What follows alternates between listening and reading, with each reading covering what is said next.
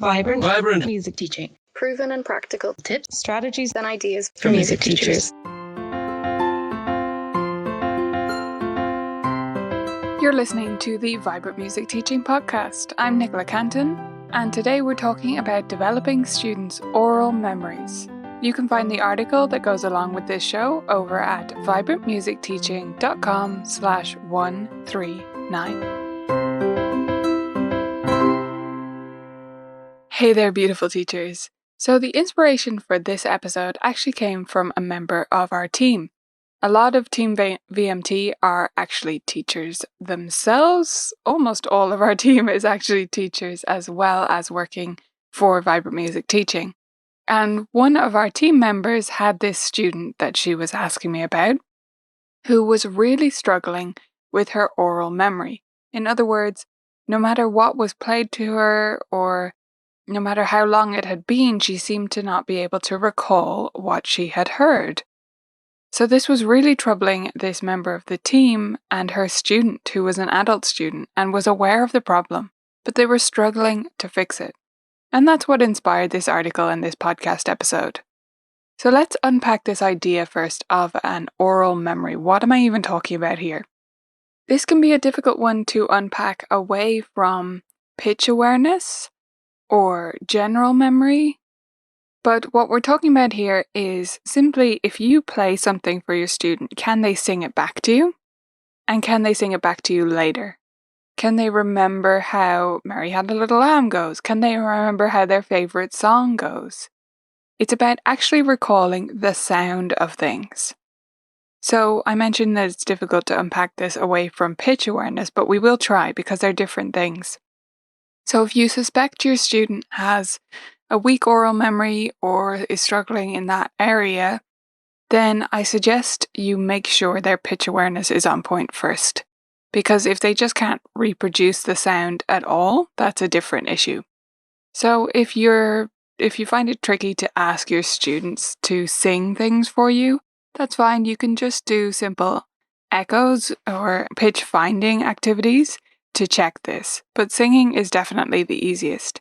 So if you sing a pitch, can they sing the same pitch? That's the simplest test, right? And most adult students can do that. Some can't, and that's something you can work on separately. Many kids won't be able to do that at certain developmental stages, and that's perfectly fine and normal. So it's not always something that you need to rush. I mean, you never need to rush it. We're never in a rush, are we? We're on a lifelong music learning journey. But with younger students, you definitely don't need to be in a hurry with this kind of thing. So you can work to develop pitch awareness with them, but know that it will take time, and it's really a natural part of growing up, and it does happen for different kiddos at different ages that they're able to match pitch or even differentiate between singing voice and speaking voice. So that is a separate issue. If your student cannot match a pitch that you sing or cannot find the same pitch, isn't sure when they've found the same pitch on the piano that you're playing on the piano, then they have a pitch awareness issue, and that's different. What we're going to help you address today is that weak aural memory. So that's where students can't sing or play back something they just heard, or have a weak longer term aural memory where they can't play or sing back a song that they know, that they would know if they heard, or something that they heard last week, however simple. Before we dive into a few different strategies here, let's take a moment to talk about challenge. It's really important as you go through these activities that you bear in mind that they need to be at the right challenge level for your student. You do not want to be pushing your student so far that they feel incompetent, inadequate, that they start to think that they're never going to be able to do something, or that they just don't have it, right? That they're just not talented or something like that. We never want our students to feel like that. And this area, especially when we're talking about singing, and especially when you're talking about adult students, is rife for those kinds of self-belief issues and feelings of self-doubt. So tread carefully here and start at an easier level than you might first instinctively go for. Now, if you have had a student like this, you'll know how hard it can feel to improve this skill. It feels kind of baffling to us as people who have spent our whole lives with music that someone could not be able to sing back something they just heard or their favorite song. That's really confusing to us. And so we need to start with a fresh slate and just take them as they are and work on simple exercises. I'm going to share 4 different exercises or games, depending on what you want to call them, for developing and working on oral memory. So you'll start each of these at the right level of challenge, which will be easy peasy. Short and simple is the name of the game, and then you can progress from there. The first simple game is singing back.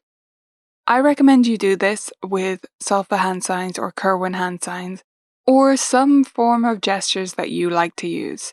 I sometimes use alternative signs myself, just for funsies really. So I'll use me being like the note me being touching my head, and then Ray being touching my ears, and Do being touching my shoulders, things like that. So you can make up your own. However, if you're curious about hand signs, you can definitely check out our article about this, about the Kerwin hand signs and how they work. You may have seen these in action even if you don't know what they're called. So they are the fist for Do and then the upward slanting hand for Ray, etc. But I'll let you check out the full article and podcast episode on that if you missed it and you're curious about that system. Don't be scared of using hand signs or gestures though. It is so helpful and really essential for developing your students' weak oral memory in the way that we're going to do here. So the process for working on singbacks is very simple. You just sing a short pattern for your student while doing some form of hand sign or gesture and repeat it 3 times and then have them sing or hum it back to you. So start with something incredibly simple, as I say. You can literally start with Do, Re, Mi, right? Just that. And only a few notes. Restrict yourself for quite a while. I mean, weeks, not minutes. And you can move on and add new notes from there. You should only be taking a few minutes of your lesson time to do these kinds of exercises each week. It doesn't have to be a huge commitment, but does have to be regular and consistent over time. Small commitment consistently over time. That's what will get you the biggest results here. So you sing the pattern for your student 3 times, they sing it back to you. As they get a bit more comfortable with this, you can definitely have them do the hand signs or gestures as well, and that's going to be helpful for leading you into our next game. So our next game is to sign it back. These games all lead on from each other, but you would still do the earlier ones as you progress to the later ones. So sign it back is about silently signing it back. What we're trying to do through all of these exercises is build up audiation, because I believe that hearing music in your head can lead to you being able to remember it better. If you can't hear it internally, I don't think you have a chance of being able to reproduce it later. So that's what we're aiming for here. And signing is a great step along the way because it gives you a physical activity to do that represents the sound you're hearing in your head. If that all sounded a bit confusing, bear with me for a second while I explain the exercise. So what you're going to do is sing a pattern just as you were before while doing the hand signs. And then your student is going to sign it back. Do just the gestures or hand signs back, not singing. So they silently do it, but they do it in time. Now, in the beginning, you can do it along with your student silently if they're having trouble. Remember, we want to make this as easy as possible for them. And you can also have them sign along with your singing as you do it 3 times. So the first time they just listen, and then the second time they start to do the gestures.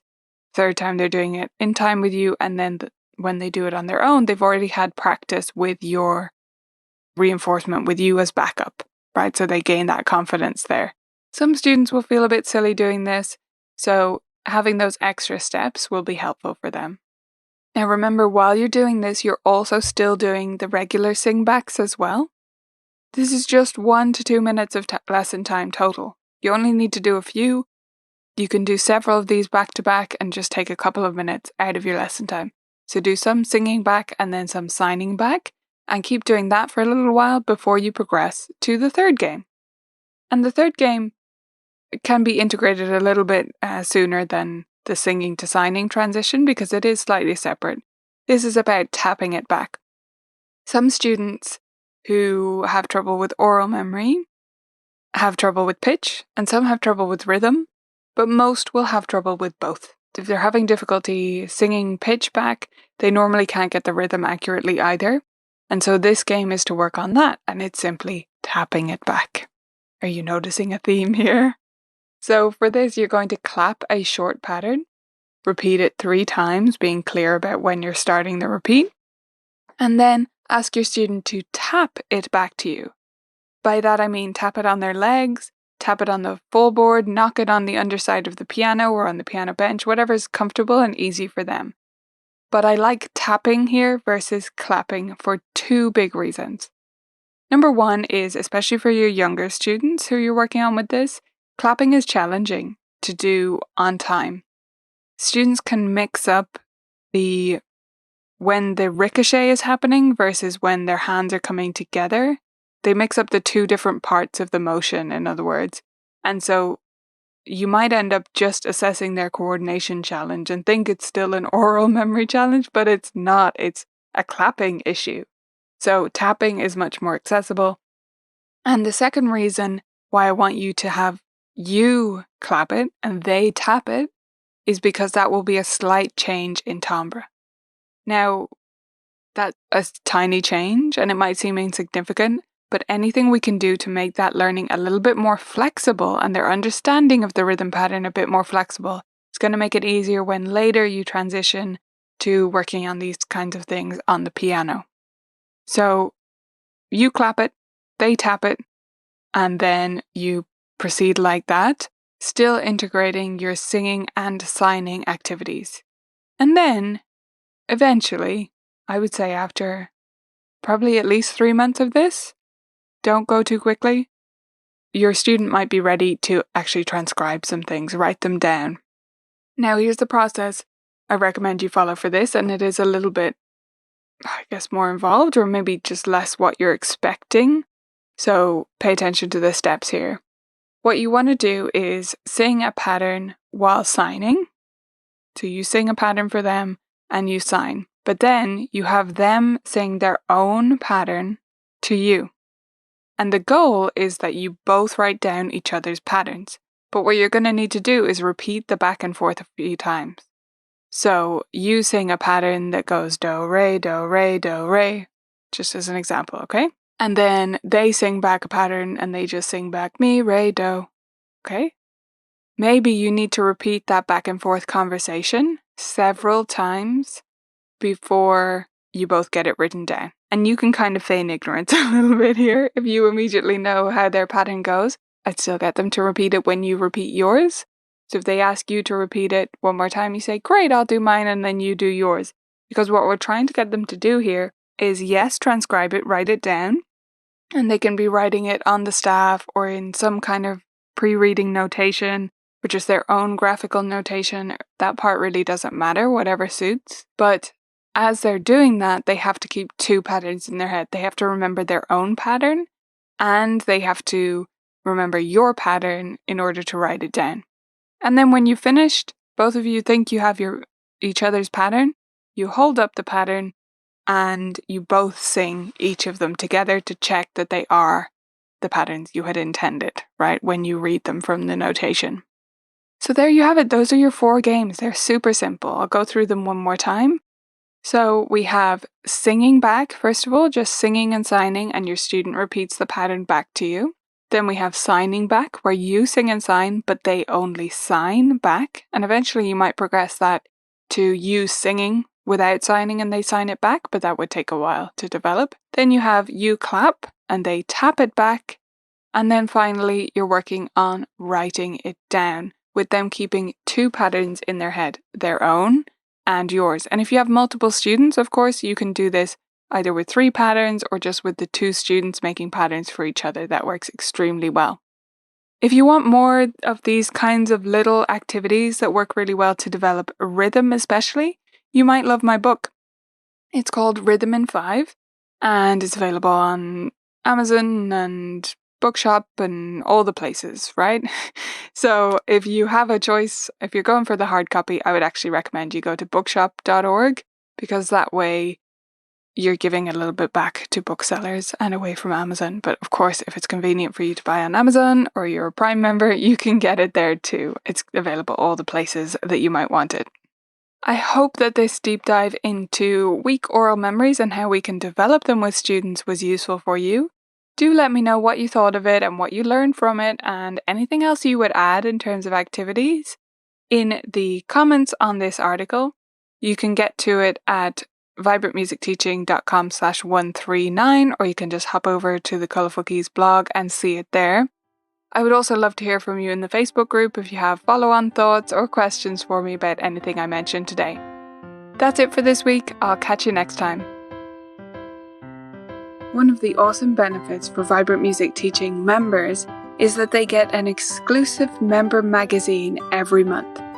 This magazine brings together our blog articles in a way that is digestible and super actionable. If you want to become a member and get the magazine as well as all the other benefits, you can go to vmt.ninja to sign up.